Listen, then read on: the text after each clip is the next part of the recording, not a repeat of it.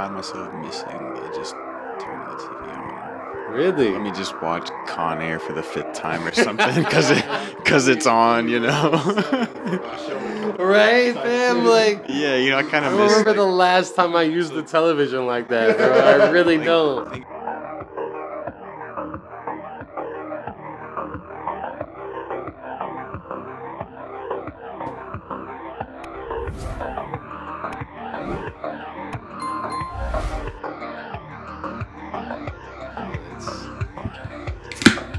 Shout outs to the beverages out there.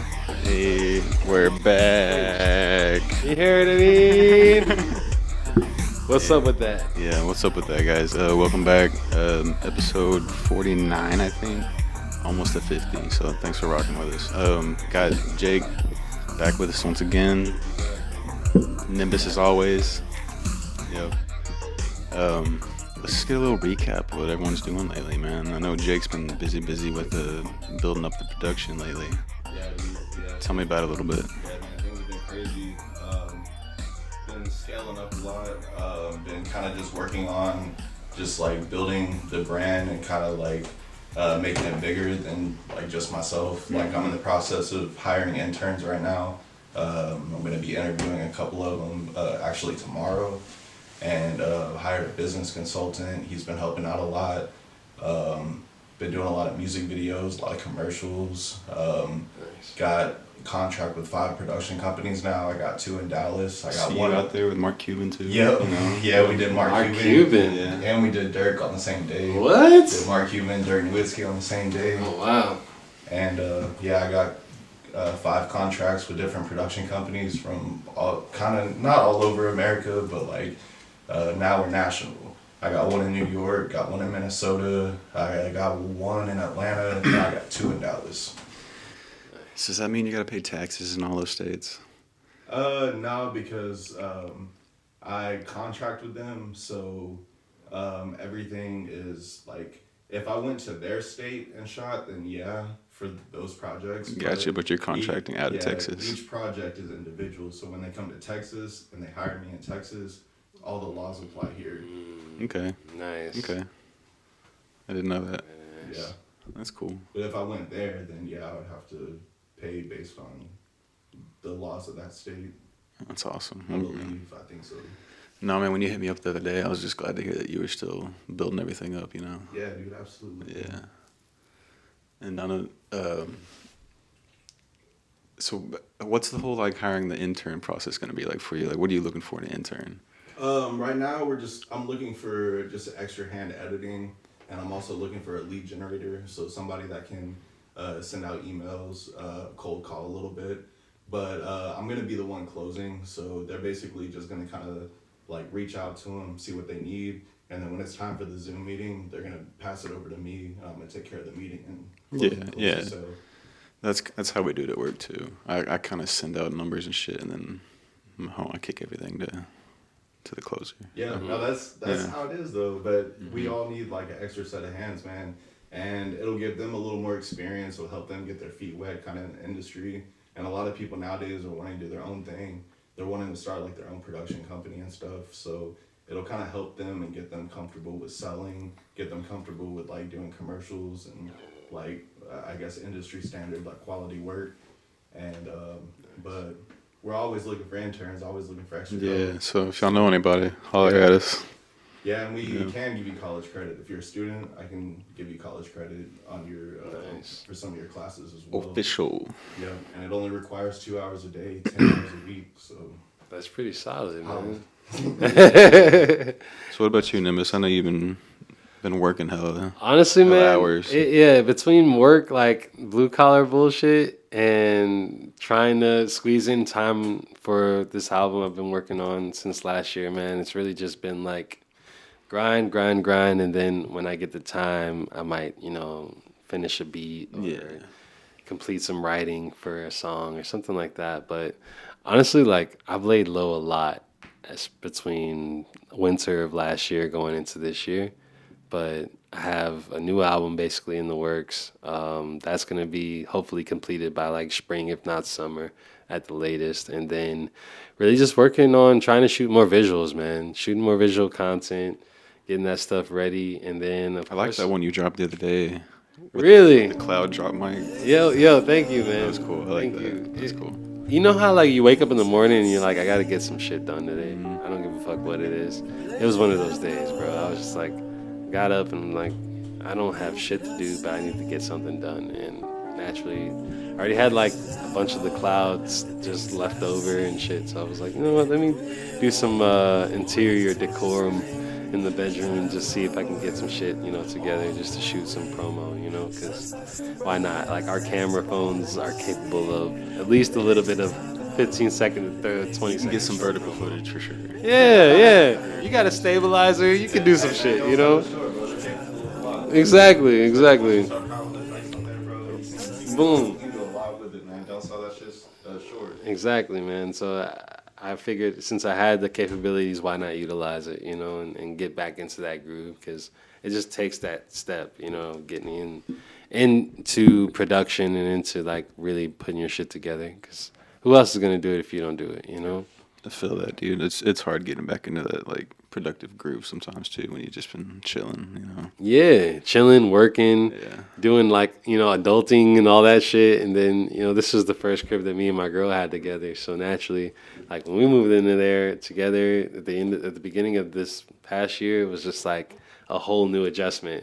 I feel like I was doing way more creative stuff when it was just me and my own little bachelor pad, That's all I had time to do. Of course, yeah. Either play video games, get lit, or like make music and shoot like different stuff from the ceiling and shit like that. You get bored by yourself and you're like, fuck it, let me just get busy on something here. Yeah, that sounds like life. You know what I'm saying? That shit, that's your digital playground right there in the crib. So it was interesting to go from that to like, now I'm sharing space with somebody, and then on top of that, like time and energy, and it's like you only have so many moments by yourself.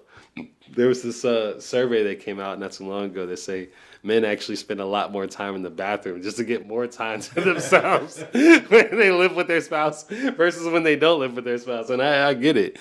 But yeah, man, I knew I needed to just start pushing more, bro, and really like not giving myself excuses. Just, You know just what to get shit done. you know where you're like what it feels like to be there. So you know when you're not there. Oh yeah, You for know, sure. Like, I definitely know when I'm not being productive. Oh yeah. You can feel it. You're just like, And you know your capabilities, bro. Like let's be honest with each other. Like we all know our capabilities at this table, what we can produce, what we can do. And it's like when you're not doing that for a certain period of time, your body feels it. It's just like not going to the gym. Yep. You know what I mean? Like you can feel the difference in your strength levels and just in your overall stamina and shit. And like right now I'm weak as fuck in comparison to how I was last year. even the podcast, like this is a muscle you gotta flex, like in a workout, and like it. I haven't done this in like 2 months now. Jeez. So this is the longest time I've gone since we started the podcast that I haven't done one. Yeah. What does that feel like? It feels a little like stumbly. Yeah. But I don't know. I'll probably listen back to it and think it sounds fine, but it feels like it's a little stumbly from my end. But No, I understand. I don't know. That's with anything, bro. It's like pedaling that bike, and you done take a fucking 2-month hiatus off of the shit. Then you get back on it. It's a little wobbly at first, but then No you know doubt. what I'm saying. You No start doubt. pedaling, and then get back into that motion. And I'm sure we all listen to podcasts throughout our weeks and our days. Like I'm kind of like a every other day listener when it comes to pods. You know what I'm saying? So I'll listen to like what a lot of other people are talking about. And I'll have my own input and be like, damn. I wish we could bring this up on the pod, you know what I'm saying? But it's all about timing and then just getting everything in sync. But I've missed it personally, like just in general, just chopping it up, having these conversations, forgetting that the freaking camera's there. And Yeah, no. you know what I'm saying? Just going off on I a definitely tangent. do like miss the like just the conversing part, because I feel like I don't talk much to anybody Yeah. outside of like work and family, So I understand. Just like interesting conversations going on and shit. well, I mean, like I guess, but I wouldn't say that, but it's definitely a different atmosphere when you're doing the podcast. So. Yeah, it is. Yeah, no, I've missed it a lot too, man. And I remember when like we started, we were cranking out like 3 every week. Dude, so, I mean, yeah, we were like at least filming. Yeah, we were up to filming 3 for a sure. week. We were releasing Yeah. one a week, but we're filming at least like 3, sometimes 4 every week. Yeah, dude, it was hectic. They got to the point where it just kind of felt like we're just in sync, we're just in motion. Yeah, after a while, it felt like just like this is just what we do. Yeah. You know, and load another one up. Let's do it again. You know, and Yeah. that shit was fun. Yeah. Yeah. I definitely want to get back to that. You know what I miss 2024. though, and like I'll be honest, like I'll be candid and shit. Like I miss that room. Oh yeah. I Really? miss that room. This room doesn't feel like that room. This room feels like it's a different vibe in here. I don't know, and I miss my corner shot. Like I've told you before. Yeah. Mm. Yeah. I don't know, man. Like I still, don't get me wrong. I still enjoy doing the podcast and shit, but it feels different. Yeah. Like that felt like It's going to, but this place honestly it gives you an opportunity to like write more stories, come up with new memories, yeah. and just kind of turn it into something else. Like if you look at any other podcast, man, they always change sets. They always True. They always change You know what I their think it is? I think it's because this one feels more like my house, Uh-huh. and the other one felt like a set. Mm-hmm. You know what I mean? This just feels like my extra spare room because it Yeah. is. You know? Word. So I don't know. So that kind of makes me feel weird about it, but Yeah. Well, no, that's about it's it. not weird. Yeah, you're right though. They do change sets pretty often. Yeah, man, they change sets, they change themes, they Yeah. change offices, locations. Like, That's true. like it is what you make it. No, So, that's right. Yeah, Joe Rogan didn't start off very set. Fam, seeing the old Joe Rogan episodes versus the new ones, and then even the ones in between, because he's changed sets at least 3 or 4 times. Oh, a couple times, yeah. Yeah, for sure. Between like the first spot and then like when he went to LA, then Austin, I think is where he's at now. I want to say, but it happens, man. I mean, some of our favorite podcasts, I'm sure, have changed sets, but I think that comes with evolution too. You know what I'm saying? People get to see a different perspective or a different lighting, even. You know, like who really like stepped it up with that is Flagrant.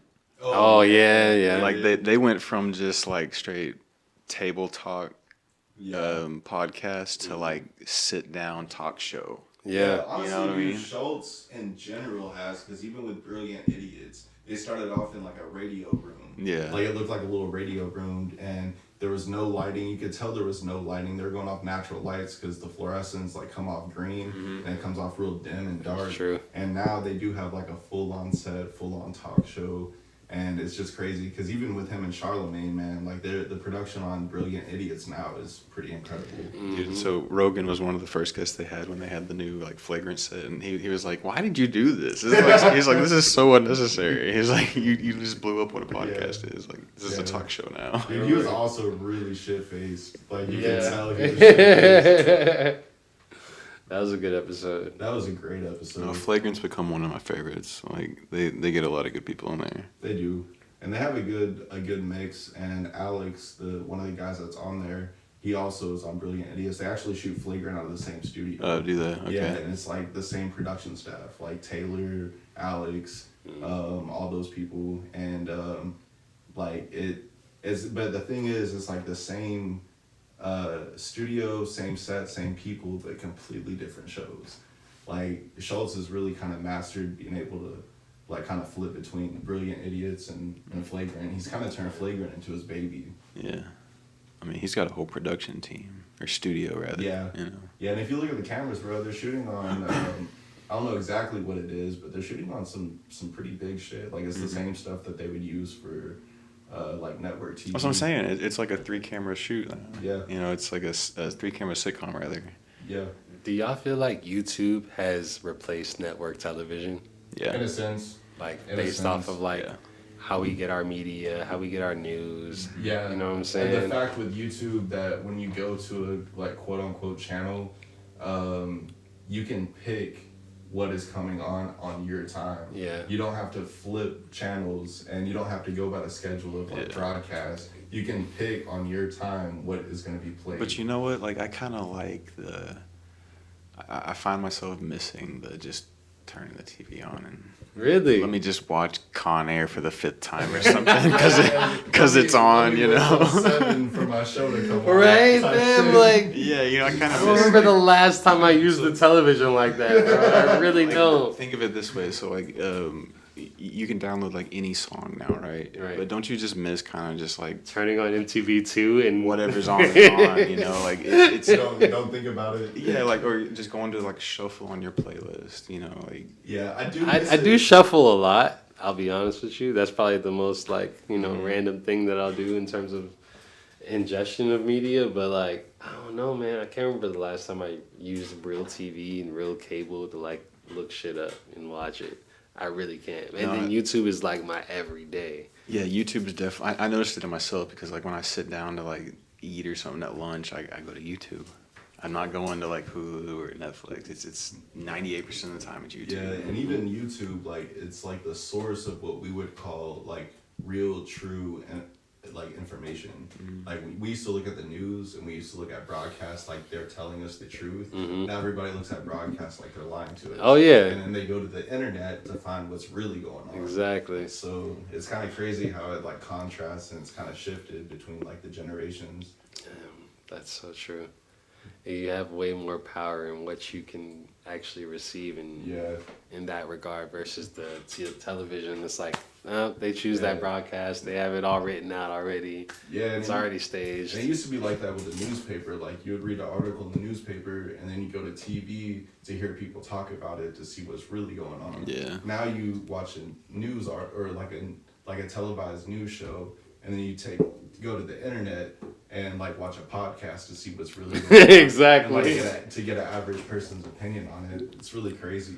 Is it weird how like I don't know how y'all feel about it, but like the reaction news to the news itself, like there's a lot more reaction videos are wild, I love dude. reaction videos, bro. DJ Ghost, Ghost got it figured out, bro. I've been on Ghost for like months. Yo, He's just a reaction channel. Dude, he is the best reaction channel. I don't even know. I gotta check it out. He's out of Cali, but he lives in Vegas now.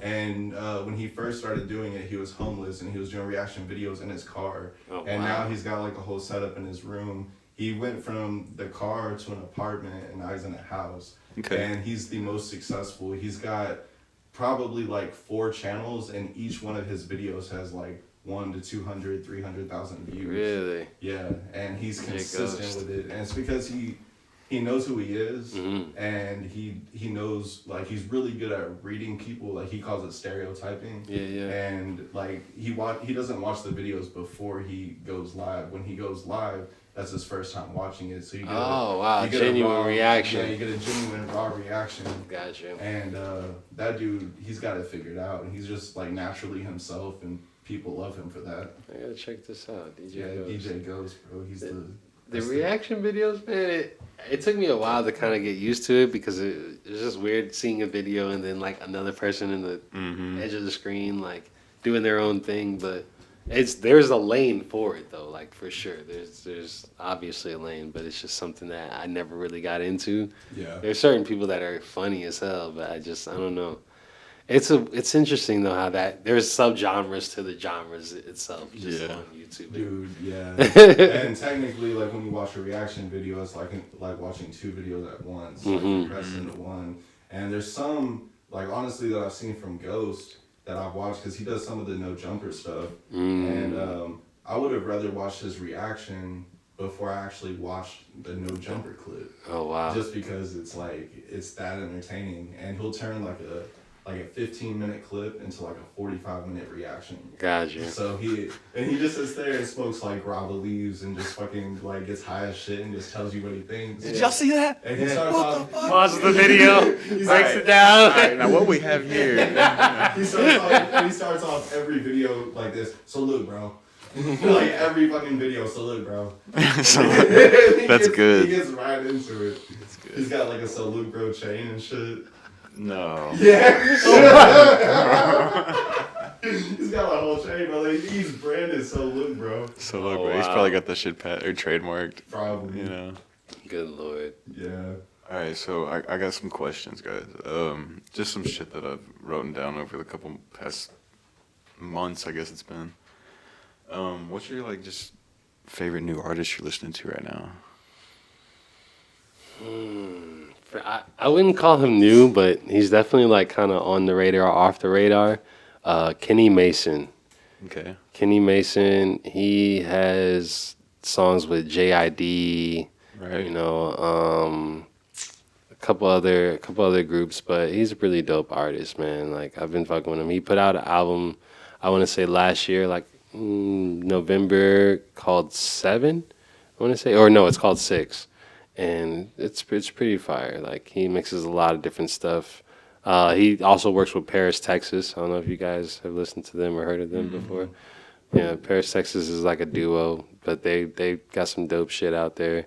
I've also been checking out Danny Brown's new shit recently. Oh, really? Yeah, he dropped the album recently. It was really fire, bro. Like, and even his podcast is pretty His fucking. podcast is tight. Yeah, yeah. I've never honestly checked out his music though. Yeah, really, Yeah. dude. You know Steve-O went on his podcast? Yeah. He was like, "What do you do?" Yeah. And he got roasted in like the comments. He's like, "How are you gonna come on someone's podcast and not even know what they do?" Yeah, Like, nah, No, for fam. real. you know. It was really weird. There was reaction clips to that shit. That's what I'm saying. Like, yeah. Because it was a big thing. Like he came on there not knowing like if Danny Brown rapped. He also isn't big into video games and shit. So Yeah. he's kind of shitting on that. And Danny He Brown shit was on like, video games hard and that. Yeah, Danny Brown was like, bro, you know I'm a gamer too, right? Like, Mm-hmm. and it kind of looked crazy, but yeah, I would say Kenny Mason's probably the artist I've listened to the most recently. That I was just like, okay, this is somebody to pay attention to. You know, it's pretty dope. I'm gonna have to check it out because I've honestly never checked this shit out. I've seen some shit. Yeah. I've definitely seen some. What about you, though, Jake? Lately though, man, I haven't really been looking into like new music as far as an artist as an individual.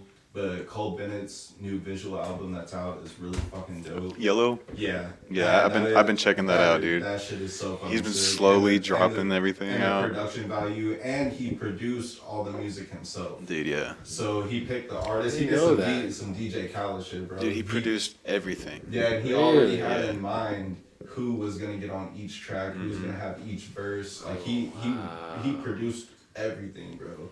He made the instruments or like picked the instrument selection, like all that, kind of like what he does with his director shit in the videos. Yeah. He brought that to music. Yeah, from music to video, he did everything. Wow. Yeah, that shit's sick. And a lot of the other artists I listen to, man, have just been people I've been shooting videos for. Like we Right. got a lot of dope talent in Dallas. Fucking Fat Corey, Tato, Peso from the Oaks, my homie AJ. AJ's got some shit. He's got that Dumber and Dumber. That shit goes hard. It's not out yet, but he's been performing at the club, and that shit gets a like good reaction every Yeah. single time. Yeah. That's cool. That's how you know is the crowd reaction. Yeah, and the homeboy Playboy Guwap, him and AJ actually just fucking did a feature with Beto, and Beto's like really popping in Dallas right now. Mm-hmm. So that shit's pretty tight. I filmed their the little like BTS like studio session and shit. So most of the artists I've been listening to are like right here. Nice. Keeping it local. Yeah. Now Peso really got some shit. AJ got some shit. Like there's a lot of talent down here right now. Yeah, no, that's true. There's a lot of just people that are like not really known. You know, it's so crazy, like the amount of people that like don't make it. Like I always like think like I don't want to be like that. So there's like this fine line you ride, right? Of like, am I that old dude who's just like not giving it up? And then like you have that other part that's like, nah, I'm fucking good at this shit. You know? Yeah. And so it's like you're riding that fine line of like, am I that old dude? I guess, you know. And so it's always like a weird dance, and I always feel like that sometimes. But like, Do you feel it more when you go outside though, and like see the younger Yeah. crowd that's also doing so what you're doing? like I was telling you, it's like I'm the old dude in the band now. Yeah. You know, our drummer's 19. I'm fucking about to be 33. Mm-hmm. So I feel like Damn, for real? Yeah, in April. Shit. So I feel like the old dudes sometimes, and you know, they're all cool. They don't give a fuck. Yeah. You know? Right. But I feel my age sometimes where I'm like I was telling you, it's like midnight, and I'm like fucking falling asleep and shit, and they're just amped up. yeah, no, all gas, no brakes. You Yeah. know, but Now it can be like that, but at the same time, they need you just kind of like you need them. You need Yeah. them to kind of get back in touch with why you started and kind of like the way, I guess, having that feeling of what it was Absolutely. like when you were younger. Absolutely. And they need you for the Yeah. wisdom and the experience, because even with the homie Peso, he told me not too long ago at the club, I was going up there to like shoot some shit for him, and he was basically asking me like advice on like he was looking up to me. I didn't even realize it. He was looking up to me like, you're a grown man. I'm trying to figure out this grown man shit.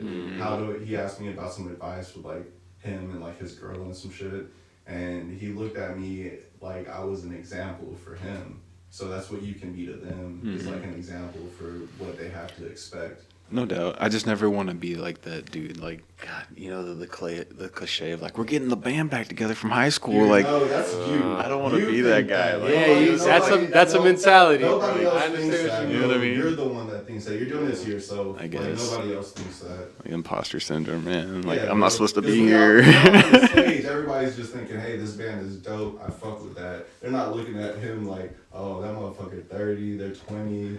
And half of the time, they don't even know how the fuck old you are anyway. You're It's all internal. You're right. 23-year-old burnout looking motherfuckers that look like they're 35 and they look older than we do. True. And dude, when I go to the club and shit, there's some people that think I'm like 24 or 25 because I'm hanging around people that are 23, 24. I get that. And I tell them, I'm like, nah, I'm about to be 30.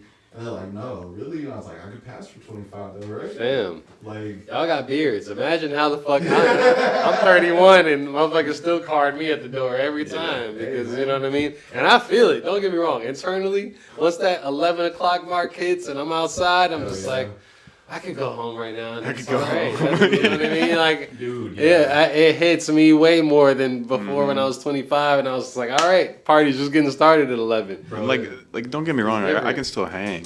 Yeah. You know, but I'm like the next day, I'm like, fuck. Like, I'm so tired. I'm just like dead tired. I notoriously get cranky at the after hours now. I get cranky, bro. I've had fucking AJ and them come up to me and be like, bro, are you okay? Because we'll be at the club, and a lot of clubs now that we shoot at, they don't close till fucking 3. When we were growing up, it was 2. That shit was shut down at 2, and then at 3, everybody wants to sit out in the parking lot and fucking talk and shit for like an hour. But now it's, hey, the club shut down at 3. I've been there filming since like probably 10 or 11 o'clock at night. And then they're like, all right, bro, we're about to go to the after hours. We're about to go we need some B-roll. We need some camera footage. Nope. And I'm like, what the fuck? And I'll pull up at the after hours. They're only like usually about 5-10 minutes from the club. Yeah. But I'll pull up to the after hours. We'll be there till 6 a.m. And I'll just be sitting there cranky. And they're like, Jake, are you good? You all right? I'm like, I'm fine, dude. I'm just fucking drunk and tired. Nah, like, for real. Like, trust me, it has nothing to do with how I feel about y'all. It's just, I'm tired. I hit my wall. Like, it's time for me to go to bed. Exactly. Wall has been hit. Yeah, for real. I understand. Man. Yeah, I get cranky now. All right. Getting old. This is more a deeper question. No, I got the deep questions. Would you rather be loved or understood? Ooh. Dang. Love by who? It's a general question. Yeah, just a general. I don't. That's all I have is that one line. Probably want to. All right, I'll just because that's a very deep question. Yeah. It's very subjective. I would say understood because like my dog could love me, you know what I'm saying, but my family understands me. Yeah, I kind of feel My the same girl way. understands me. My girl could love me and not understand me at all, Mm-hmm.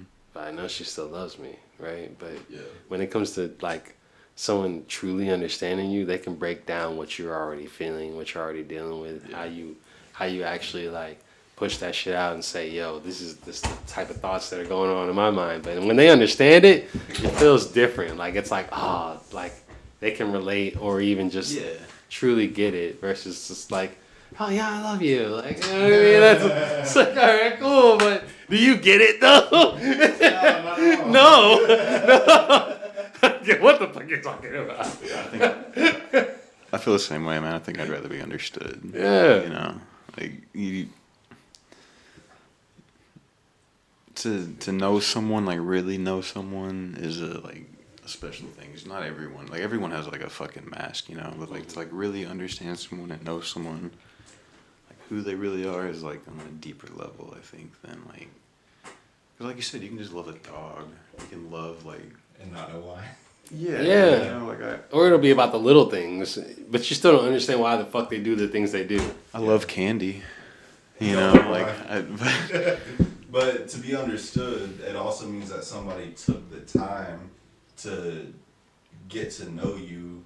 Does that mean that they, on some level, love you because they took the time to understand you? they definitely feed off each other. Yeah.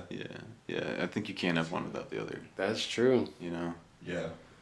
Yeah, because you have to have an interest in order to understand something or someone. Yeah, because like Yeah, the biggest that's real. thing is like usually when people don't give a fuck about something, they don't invest any time into it. So if they invested the time and the energy to understand you and learn about you, does that mean they love you? There's a certain level of interest there. Yeah. For sure. For sure. Dang. No, that's real. Okay. I like that. Yeah. It's a good question. That was a really good Yeah, question. I fuck with that though. Or I agree with y'all. I'd rather be understood. Because at the end of the day, understanding is respect. So I'd rather have somebody respect me and not necessarily like me versus them like me and not have any respect. Mm-hmm. Yeah. Because you gotta know somebody to respect them. Exactly, Truly. Yeah. Yeah. I agree with that. All right, so let's talk bands that get hate for no reason. You know, like Nickelback. They're probably like the biggest one. Right? Yeah. It kind of has to do with like the marketing and the target audience though. Mm-hmm. And they usually are more mainstream, like pop driven, because usually the people in those genres that are more not necessarily independent, but they're, I guess, more approachable, more real, more raw. Those are the ones that the crowds tend to fuck with, and the ones that are being pushed by these labels to where you don't know who these people really are, Mm-hmm. and you don't get a glimpse of, like backstage or like into their life. Like you kind of, I don't know, you just kind of like seem to hate on those bands or hate on those people just because you don't know who they are. Right. That's true. You just see an image and A you hate- product. You hate on that image. Yeah. No, I agree. I feel like that with a lot of rappers too. I feel like a lot of them, especially lately, have been more product driven versus like, you know, this person or you've seen their story and seen their come up and seen their triumphants. It's like motherfuckers just get on and are already triumphant. Yeah, nobody has a come up. Yeah, and it's like, who are you? Like, I don't know you. I just see you with a big stack of money, and you're just shaking your ass or just flossing. Yeah, bro. I can't respect the industry plants. I'm sorry. I don't. My brain doesn't gear towards them because it's like I have no idea who you are. So, like, what do you think about like Kat saying that Kevin Hart's an industry plant? Ooh, Like, that's a good one. That's a good question. because like, is he wrong? When he broke it down, That's what I I'm saying. Is actually he understood it a wrong? lot more. Yeah. For sure, because like I remember Soul Plane, and then it going from Soul Plane to He's Everywhere. Yeah. And it's just like, okay, Well, and the thing is like, a lot of comics will be like, he didn't have like, you know, like you hear like comic stories of like, oh, I started in the fucking trenches, like the Laugh And they Factory, Laugh bombed Factory. for years. Yeah. and then they got Kevin on. don't have that story. He just And there's showed always- up and was like, I'm Kevin Hart. And most of those Yeah. clubs have footage, so they have footage of these comedians from like way back before they even like wore makeup and shit. Yeah. Or like got their hairline fixed and their teeth fixed and all that kind Mm-hmm. of shit. And it did kind of seem like he sprouted up. And Kat is somebody that you can't really take lightly because he's been around for so long. Like he's got 20 plus years in the game. He's been around since like late 80s, early 90s. So like, And a lot of these dudes frequent the same places too, so you already know. it's a small circle. Yeah. It's a small circle, and they all got beef just like rappers got beef. Yep. Like they're all like, some of them from the hood, some of them like got backgrounds, like sketchy ass backgrounds and shit. So you can't really like I feel like there's a lot of truth to like what he's saying, but the thing is about getting on is somebody has to put you on and getting advances, getting opportunities. And nobody's gonna know why Kevin Hart got these opportunities. Nobody's gonna know how he got them. But at the end of the day, he got them. Right. And he popped out of nowhere, and now he's Kevin Hart. And he had to run too. In the last 5 years, like he's really kind of developed into like a superstar. Yeah. So, however he did it, we'll never know, but he did it. Yeah. No, it's true, man. If you know, you know. It's just interesting to see it because it's like, you don't really see too many people come out as the quote unquote anti-hero or whatever to like dispel all our, you know, whereabouts or wherewithal with when it comes to these people.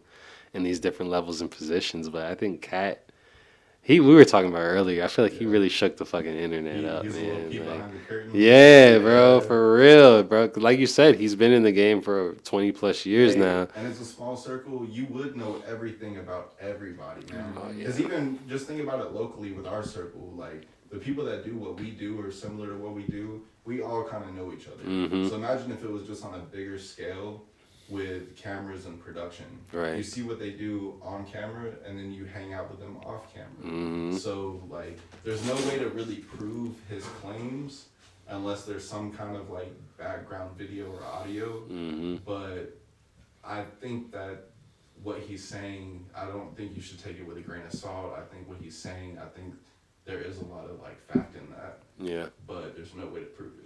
I don't know. Ludacris and them been real quiet. Bro, he spilled it all, bro. And there's a reason why that shit got 40 million views in like 4 days. Yeah. Like, that shit was doing 10 mil a day, bro. Insane. But I also think it has to deal with timing, too. Because like you said, and we all agreed, YouTube is our main kind of like resource for media, right? Mm-hmm. So everybody's kind of feeding off the same stories somewhat within that space. And I think timing-wise, there was no better time than that moment where like nothing else was really going on in the media space. That one interview dropped, and then everybody started talking about it. You know what I'm saying? Now, like, because Shannon Sharp just released another episode, bro. That episode that he just released got, I think, like 1.4 million views in 1 day. Mm-hmm. And I forgot, do you know who it was? Who he just interviewed? The last person I noticed that came on there, he's a comedian, but I can't remember his name. Yeah, but I'm sure there was an episode prior to that. Oh, no, it was 21 Savage. 21, yeah. Yeah, he just came out, that 1 day ago, it's at 1.4 million. Mm. And I feel like a lot of it, like, I think Cat kind of, like, advanced his algorithm a little bit. 1,000%. Yeah. 1,000%, yeah, bro. It's 21 Savage, but at the same time, bro, 1.4 million a day? Yo. That's like music video shit. Okay, so also think about anytime you open up YouTube, it usually automates and just plays something, right? So that counts as a view. Yeah. If you just subscribe to them, one of the first things that's going to pop up when you log back into YouTube is going to be the newest video from the latest person you just subscribed to. Yeah. That's a view. So if he just got all those subscribers, the next time they go in, they're automatically going to see it. They're automatically going to see it. Yeah. So, I mean, that's not, to me, it's not genuine views. Like, and like, maybe like half of them are real. Like, people like, oh, let's see what Savage got to say, you know, but. Yeah. That's how I feel about music, though. True. There aren't, like, Spotify streams, a lot of those streams aren't genuine, bro, because it plays based off of what, especially when you finish listening to one album, jumps into the next album, it's all based off of that artist. And I heard that a lot of companies actually, there's a certain thing that you can pay for to get plays behind certain artists. So say, for instance, Drake, his fucking, I don't know if it's Universal Music Group or whatever, whoever he's signed to, can actually pay for his shit to play behind multiple artists that most people play behind. It's just like the A&R calling a radio studio back in the day saying, hey, play this at this time. Yeah. It's the same thing. It's just the new way of doing it, I guess. Speaking about streams, how do you guys feel about the payout? I know this is might be an old topic, but like the payout of streams when it comes to like you get 1 million plays on YouTube or 1 million streams on YouTube, it's like 10,000, I believe. Yeah. It's either 10 or 1. I think it's 10. I want to say it's 10. I would say that it's not necessarily fair, but to also the defense of like streaming platforms, they didn't expect artists to get paid off streams. They didn't expect records to become streams. I see. So like when people are buying physical records, physical CDs, even MP3 downloads, this is something that's new now. They're learning how to monetize it. Right. So the fact that they get anything at all off of it, honestly, is a blessing. Yeah. But they don't know how to monetize the shit. They don't know what's fair. Yeah, they don't know what to tell you. Activating in real time. Yeah. So they don't know how to put a price on it. So, and it's the same with YouTube. YouTube has advanced their monetization a lot, like since they started monetizing platforms, and they don't know what's fair either. Right. So influencers now, they get paid a lot more, and I think artists will eventually get paid more for their streams, but it has to make sense like within the budget of the platform, and also has to make sense to I guess like they just don't know what's fair for an artist to get paid. Like they have thousands, hundreds of thousands of artists on their platforms, and they don't know what to pay them. So they just give them a little bit of change so they don't go broke. Right. They don't really know what's fair, and they don't know how to make money off it either. So Well, the ad revenue is obviously like one of the biggest, junctures that streaming services use for people that have a large audience, right? yeah. Like, And now they're getting people to subscribe to eliminate the ads. yeah, So that's a way that they can do it. But when you look at it, it's like everybody that's subscribing and everybody that's like holding ads, they're the ones that are actually paying the artists. It's not really the streaming platform. Because the streaming platform's only using that money to pay the artists. true. So it's like they try to use that as a way to come up with a budget to pay for the streams, but nobody really knows what a stream is worth or like what's fair for me to give you for like going viral on my platform. Yeah, I don't know what to like- tell you. Like, Nah, for real, it's weird, man. Just I always find myself looking at it and I'm just like, damn, that shit got 50 million in some odd month or so. And they're trying to translate it as in they sold 50 million records at the store. Right, which It's is not not the the same. thing. No, because there's so many other components that goes into building that whole entire record, from the fucking casing to the CD to the packaging, the shipping, all that shit, versus just like the click of a button. You know what I'm Yeah. saying? And then I have downloaded this or received this information. It's completely different. And then what am I supposed to give the people that are paying for views and paying for streams? Word. What do I give you? Like, you're paying for this. Like, yeah, obviously what I'm going to give you is not what you spent on that. But for you to even try to get some money back after low-key kind of cheating the system, like we don't really know what to give you on that. Right. And we don't know how to prove whether or not this is a real stream, a real view, Yeah. or if it's some shit that somebody paid for and Stream automated. Yeah. So Yeah, no, it's definitely weird. we man. just don't know. We don't have the technology to like filter everything out. Yeah. It hasn't. I agree. Yeah, I don't think it's even at that level really to solidify. Okay, this is worth this much amount of time, and then it's interesting because I hear about it more when it comes to like long form content. People that have like an hour's worth of content on one video or 2 hours worth of content on one video, and how it's like you can have an album that is only 30 minutes long, and that shit receives a certain amount of accolades versus like this one video that has, let's say 100,000 streams or whatever, but it's an hour and change. Yeah. So you kept that person on this streaming service for an hour period of time versus this person for a 30 minutes period of time, but the 30 minutes is getting more than an hour. Yeah, bro. That's a really good or point. Even the fucking 10-second TikTok video Yeah. is going crazy, fucking like On shorts. 100 million views, and then you got a 3-hour-long podcast that's like doing 38,000 views. Like, how do I compensate somebody for the time or the length of the video, and also compensate them for the likes, the comments, and the streams? I think that's why they go off engagement then. Yeah. Yeah. They do a lot of however much your engagement is, and kind of present it out like that. I guess. That's like the closest they have. Yeah, but that's a good point though. How do you justify like a short video with 1 million views rather than a long video with only like say 10,000 views, but the retention rate is 100%. Right. Yeah. Because those people stay there way longer. Yeah, you kept them there on that service for way longer. So Yeah, that's a good question. yeah. Who's got the answer out there? I know one of y'all do. Yeah. Nah, for real, man. Fucking Elon Musk does. Ah, man. Yeah. Would y'all ever get a Tesla? Like, cool. say take money and all that shit out of it. Yeah. Like, just in general, would y'all ever get a yeah. Tesla? Oh yeah. Fuck yeah. Alright, I would yeah. low-key dress like whatever character in Cyberpunk, and my shit is like, and then go get a Cybertruck and then roll around. Oh, like, see, that's the Cybertruck is dope. yeah. That is a dope. That shit low-key kind of hard. But Yeah. they did make it to where you can't resell them because they don't want other factories knowing how they're built. Really? Yeah. So you can't go back to the dealership and sell it. You can't trade in a And- Tesla. No, you cannot. Interesting. It's yours. Like, once you buy that shit, it's yours. But didn't know also, that. dude, like, even like delivering on Uber and shit, Uber will pay you more money if you have an electric vehicle. Really? Yep. Holy shit. Yeah, and they even give you a bonus as soon as you get an electric vehicle, and they are promoting Teslas. What? So if you get a Tesla, they throw you an extra $2,000, and they pay you more money to deliver or like do rides. That's cool. I did not know that. Yeah. My uncle got a Tesla, and he doesn't stop talking about it. And dude, I thought about this the other day. You know how they have the charging stations and the charge points and shit? Yeah. What if they made? They're eventually gonna have to make fucking Teslas and electric cars solar.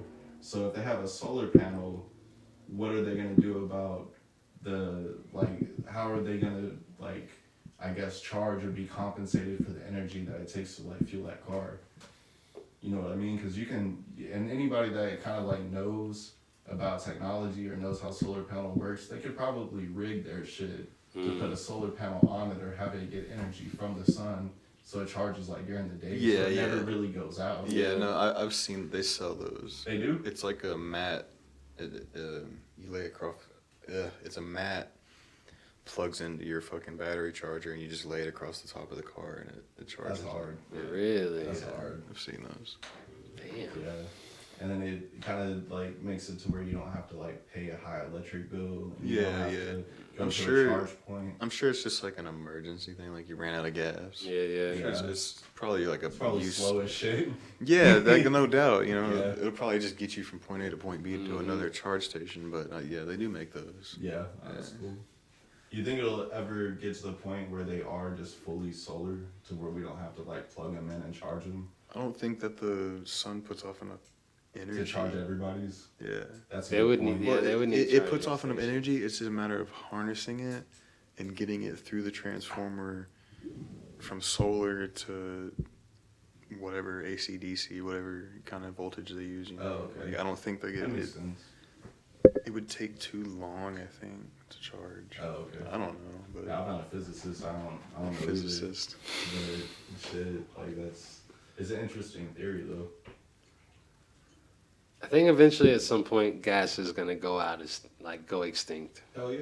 Oil and all that shit for gas cars. Think so? Bro. I think eventually it will. There's gonna, cause you gotta think, bro. Inflation's already as high as it ever has been in human history. Combine that with the fact that cars are super expensive now. So it's okay, you gotta take the car, you gotta take the car note and all that shit to keep up with the maintenance. Versus an electric car, I think sustainability wise is gonna make a lot more sense for a lot more people. But since it's such a newer product, that's why it's so expensive now versus it's gonna become the common car at some point. You know what I'm saying? That's in just argument to natural. that, just to play devil advocate, have you seen the electric car graveyards in China? No. Dude, they have because the thing is those batteries, they build those cars around the battery, and once the battery goes out, the car's fucking useless. yeah. So they just have graveyards of thousands of electric cars in somewhere. Really? Yeah, and they can't do nothing with them. They've all been scrapped, whatever they can. They're just shells. Damn, I'm gonna have to Yeah. check that out. The electric car graveyard. Yeah, I could see that though. Damn. Yeah, what am I doing? I can just show you. Yeah, dude, have you seen this shit? Leave the World Behind? Okay, let's Oh Hey! my god. Speaking of Tesla graveyards. let me get my fucking 2 hours back first off. That was such a fucking bullshit They didn't movie. get it out of me. Nah, dude. Such a bullshit movie, dude. And you're I don't know who to trust in this house. No, so the end of it, it ends with this little girl just watching Friends, and I'm motherfucker, Yeah, you don't even trying to watch Friends the whole damn time, bro. Fuck You that know little. fuck that little girl. Fuck them kids. I'm trying to. Pop it in. No, I'm trying to just figure out what the fuck happened. I want answers, damn it. I Bro, want to know it's the open ending. completely. Dude, the acting's great, cinematography's great. As far as everything's covered, it's a great film. You can't knock it. It's a great film, and even the opening ending is fucking genius. I was pissed too, but that part, the reason why I brought it up was because you're talking about the Tesla graveyard, and when they Okay. go on the highway, and Yeah. the Teslas are driving Just keep themselves driving and them. crashing into each other. They're and blocking all the roads so Yeah, people man, can't get in and out. What's up? No, I don't know where it's It's at. right there. Oh, it's right there. Underneath the table. You want to get it?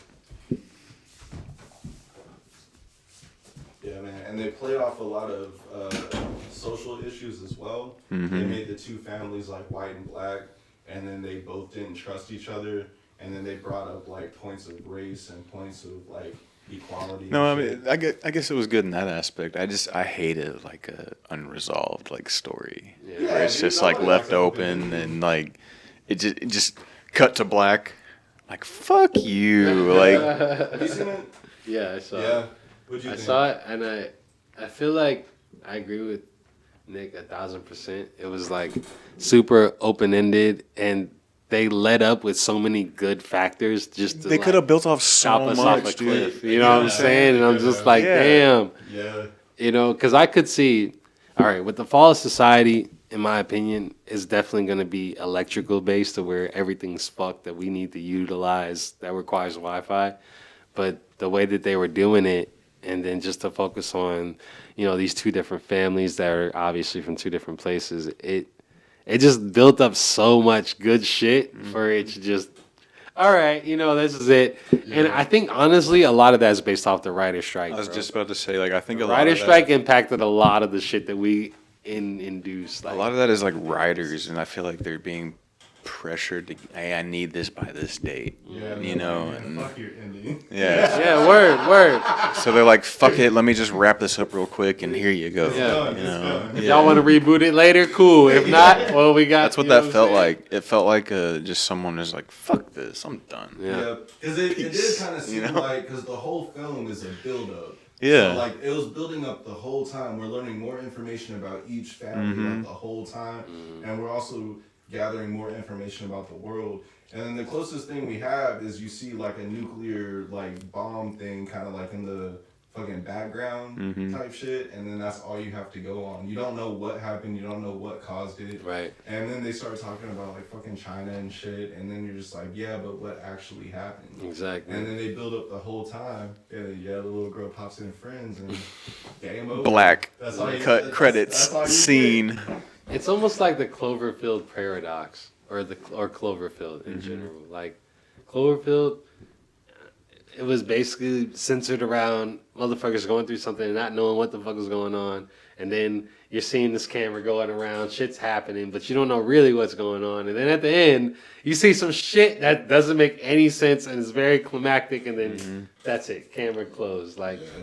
And then it fucks your head up because it's like, wait a minute, what the fuck? I'll tell you the best black cut to black scene in any series though, Sopranos. Sopranos. I knew you were gonna say that shit. Talking about open- Bro, that shit pissed me off. At the very end of fucking however many seasons, they build up this whole thing. Did Tony get whacked or not? And like you have no idea. And the very fast, like, the don't stop, believe, and then it cuts on stop, and it's just cut to black right there. You don't know if like what the fuck But at the happened. same time, it's fucking genius, bro. Because Oh, it's if the production company Exactly, or yeah. if the filmmaker made you feel something, they did their job. Yeah. Yeah. Even whether it's love, hate, or whether you like it or you don't like it, I did my job if I fucking made you feel something. Exactly. So If Tony Soprano if you saw him get shot right there, like I don't think it would have, like the ending would have just been kind of like, eh, Yeah. saw that coming, yeah, you know.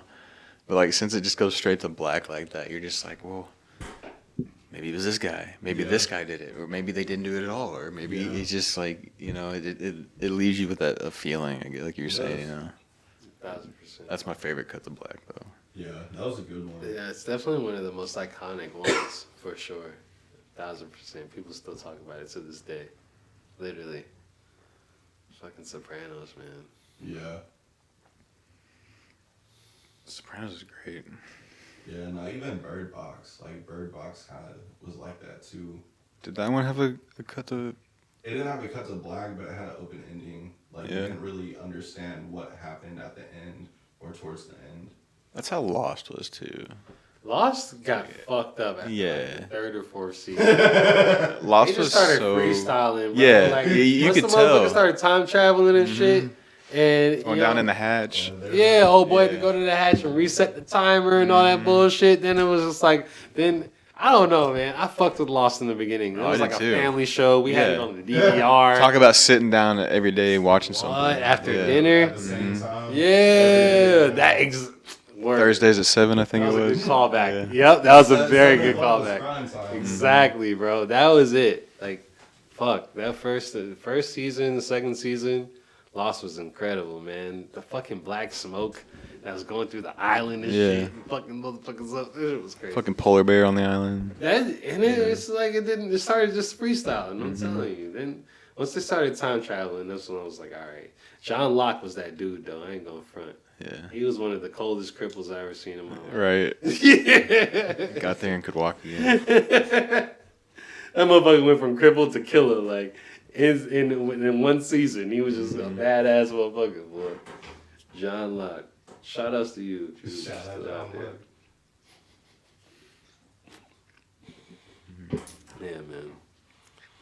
No, it's different though. Like when it comes to media, television, you know, what we watch, I think I've noticed it probably within the last year that it's definitely so much more dedicated to the writers than anything ever. Because like, we always have studios and shit, but when the writers go on strike, then you can't really shoot or do anything. No, nobody can do their job, bro. You can always hire a new actor. You Yeah. always get a new cinematographer. You can always get a new gaffer. Writers having that creative mind, especially for the type of story that you're trying to portray, like that shit is only like 1 in a million or like one of a kind. Like you can only get obviously they're a team. It's not like one person, but that team collabing, you're not gonna be able to find minds to produce something like that anywhere else. Yeah. I always think about how hard it must be to be a writer. Just constantly. Dude, why do you think they're all fucking like alcoholics and have really shitty lives and I mean, man, you kill just themselves? they always talk about like I always hear about like being an SNL writer is like one of the most stressful fucking jobs, and like people talk about how fucking like toxic that shit is to be an SNL writer. Pressure, man. The pressure, yeah. And then if somebody is expecting you to pop up with something new that's gonna make me laugh my fucking ass off more than I did last week, this week. Yeah. Like every week I have to go harder. That's why when I hear people like, "Oh, SNL sucks," I'm like, "Man, you have no fucking idea." Like, And then if you you get get a little chuckle out of somebody, like you did your job. Like, yeah, dude, and if you come up with you know. nothing, you're fired. Yeah. Like straight up, they will get rid of you. Like if you come up with nothing that week, or you have an off week, or going at it with baby mama, and like you can't come up with nothing, like you're done. Yeah, no, that's real. The stresses of that job is incredible, man. Yeah. And it's almost like just to translate it to music, just the job of an engineer.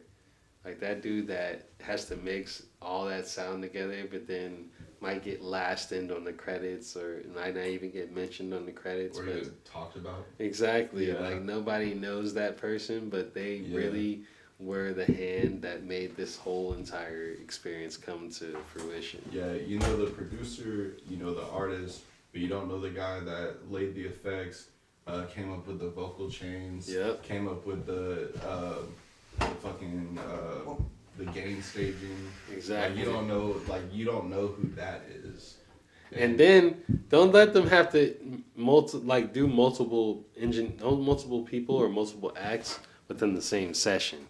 Yeah. That shit takes mad work, bro. Like I always think about posse cuts and how like different artists have different tones of voice or like just different amplification, and you got that one guy in the studio that has to like change the effects on their voice versus the other person's voice and another person's voice, and then it's like a 7 to 8 to 10 hour block session of just recording and hearing the same shit over and over again. Oh my god. And you would have to have vocal chains for different ranges. So if somebody has a high voice versus a low voice or a mid-range voice, you would have to know in your fucking effect library or your browser which vocal chain is going to complement their voice and shit. Exactly. Like that's got to be really difficult. Yeah. To just know off top. Like, And then hope you get credit for it. Yeah. At the end of that shit. Right. don't even get a thank you. Bam! Even a percentage of that motherfucker. It's Yeah. just like, oh god, man. That's what makes a good producer, though. I mean, those guys that'll give you that input to help whatever helps the song, you know. Yeah. I've been working with Dustin lately, and he's no shit like one of the like most talented producers I've ever worked with, and like we'll be sitting there like just fumbling through a song, and he's like, why why don't you try like this? You know, and then I'm like, sure enough, it's like, God damn, like, how did you fucking, like, I don't know, like, he'll like, I'm gonna go take a piss real quick. He'll come back and be like, so when I was taking a piss, I thought about this. You know, like, I think you should sing it like this or hit it like this. And then sure enough, it's like, he's right. And I'm like, dude, you've been doing this for a while. Like, you know what sounds good. Yeah, or it's just like a natural thing that nobody else has. Like, just like, they're like Cole Bennett, for example, like he has a natural eye for cinematography and obviously has a natural ear for also music. And like with engineers and shit, they probably just have like some of it is probably learned and like developed, but I feel like a lot of it is just kind of natural. They can look at you, they can hear you, and they can kind of just like see what works and what doesn't. And if you're doing something that doesn't work, they can probably help you. Their job is to figure out what will work. Exactly. And that's what I've learned is like when you get around a real producer / engineer that knows how to write music as well, not only produce, but they know how to write music, dude, it's a huge, like, drastic change of, like, all right, the difference between, like, all right, come in, you got 2 hours, let's record what you got. Yeah. And there's just no input, you know, just a dry session, you know, but, like, I don't know, it's shout out to Dustin, man, he's a fucking excellent producer. Hell yeah, shout out Dustin. Yeah, man. It's just been tripping me out lately, like, the music that's been written lately. It's just how, like, you know, like when you get that idea and it just like you build and build and build and build and next thing you know you got a whole song. Like I've just been watching that happen with like Connor and the guys lately, and it's just been so fucking cool to like be in that fucking like music bubble again, like watching it like start from like this like just like one guitar riff into like a whole ass like 3-minute song with layers and shit, and like man, I've really been enjoying it. Yeah, that's awesome, man. And just like outside of looking in, like I feel like you've kind of found your people. Dude. Like, I think you found your group. Honestly, I feel the same. Yeah, because it seems like it just clicks, and it seems real natural, and it seems like all you guys are like pretty similar, and you all have like a mutual respect, and everybody has their own, I guess, like area. Exactly. Like their own area that they cover. And I've been in other bands where like with Parker and shit, like with like Chris and them, like Chris like wrote most of that music and like I just kind of played what I was like told to play, you know. But like with like Connor and them dudes, it's like, hey, what do you got? Like you want to put input on this? And like I respect the fuck out of it because I'm still the new guy. Yeah. But they're like, hey, come jump in on this, you know. So it makes me feel like appreciated. Yeah, you know? I'm sure you are, man. Yeah. I really just like I haven't been there, I haven't like witnessed it myself. But from what I've seen you post like on social media. Well, I mean, you jammed with us that one time with Connor. So yeah, you felt the vibe. Yeah, and I've worked with Connor. I actually have a video coming out with him. Not a music video, but he did a streetwear ad, like a long. He's always doing shit like that. Long ass ad. Well, I shot the streetwear ad. Okay. And I'm currently editing it. I haven't put it out. Connor, I'm still fucking working on it, and I haven't put it out simply because I haven't had the effects, or I haven't made the effects and After Effects that will complement what we're going for. Yeah. And you want to get it right? I finally have it. Okay. I finally have it. So Connor, Jimmy, sorry for the delay, but that shit's about to come out. I'll let him know. Yeah. I'll let him know. Even if you don't want to know, like I want to surprise him with it. I'm pretty sure that like, man, Jake never came out with that shit, blah blah blah. But I met up with Connor, met up with Jimmy. And Connor's super easy to work with. It's so easy. He was fun to work with. Yeah, it's always good time working with Connor. Yeah. And he's very creative. He's got a good mind. He gave me his input as well, like on what would look good, like as far as like him like being on camera. That's what I love about work. Like with Connor, like just to give him his flowers real quick, like he's always like willing to like work with whatever. You know what I mean? Like there's never like I don't know about that. Yeah. Like he's down to put his input in and be a team player on shit, you know. Yeah, absolutely, man. And he gives other people their flowers too. Yeah. So he has a mutual respect for other creators, and that goes a long way. Shout out Connor. Yeah. Shout out, guys.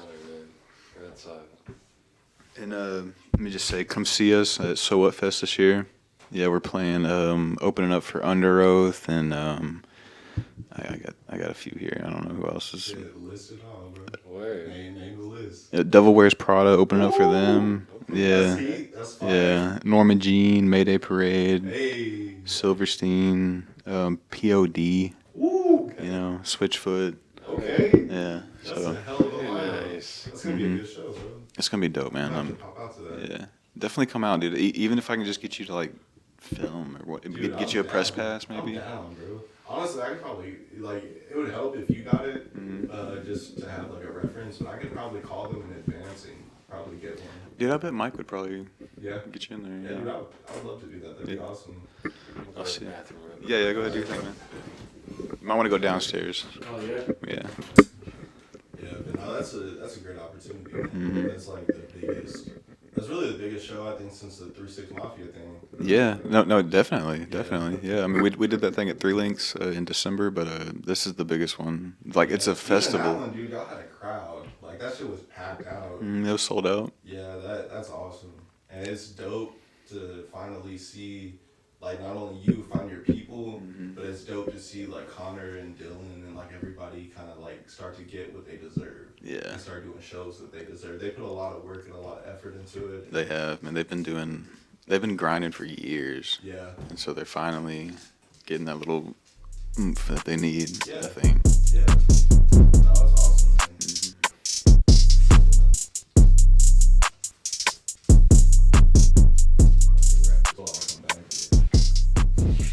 Editing's been such a bitch, dude. Like, Dude, it's always a bitch. My God. It never gets easy. never, dude. There's always like something wrong. Always a problem. Yeah. Like, it's never like just a upload and it's no. tweak and then No. export. No, it's always like I gotta like chop this up, Yep. layer this audio, fucking bring this, like, dude. Yep. And it's constantly patching. Like, nothing is perfect, and it's your job to make it as polished and perfect as it can be.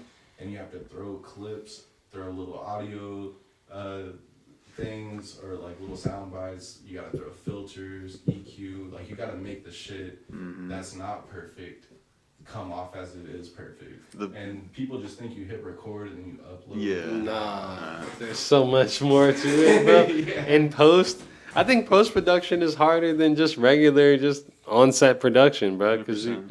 really got to do a lot of cleanup, 100%. especially. That's where the hours come in. Yeah, 1,000%. You put it perfectly one time. You were like, I gotta build the puzzle without knowing what it looks like. Yeah. Damn. I've got all the pieces, That's but I real. don't know what it looks you like. got the pieces, but you don't have that picture. Like, Yeah. You don't know what the picture That final looks- picture yeah. on the box looks like versus.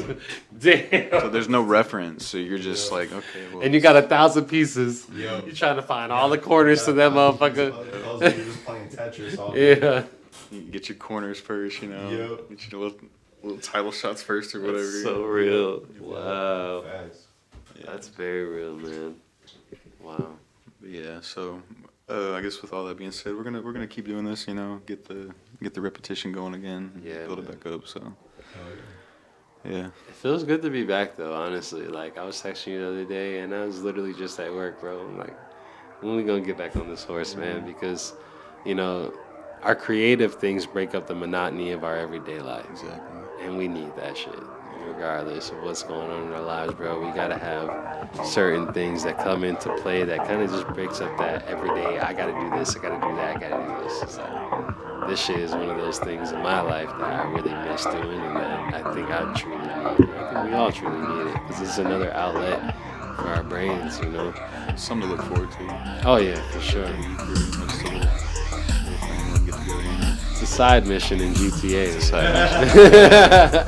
Definitely side mission. Yeah. Well, thanks for coming through, guys. You know, Of course. I feel like I got the old team back. So. The boys are back in town. All right, guys. Well, y'all know the drill. Y'all be you. We're gonna be us. Later. Peace.